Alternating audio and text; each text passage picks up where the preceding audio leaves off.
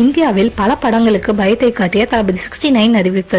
தமிழ் திரையுலகில் சுமார் 30 ஆண்டுகளுக்கும் மேலாக ஹீரோவாக கொடிக்கட்டி பறந்து வருபவர் நடிகர் விஜய். தனது தந்தை S.A. சந்திரசேகர் மூலம் திரையுலகிற்குள் வந்தாலும் தனக்கான இடத்தை தக்க வைத்துக் கொள்ள கடுமையாக போராடினார். காதல் கதைகளில் ரொமான்டிக் ஹீரோவாக நடித்து வந்த இவர் சில ஆண்டுகளாக ஆக்ஷன் கதைகளில் மட்டும்தான் நடித்து வருகிறார். கடைசியாக கடந்த ஆண்டு இவர் நடித்த லியோ திரைப்படம் வெளியாகி பிளாக் பஸ்டர் ஹிட் அடித்தது.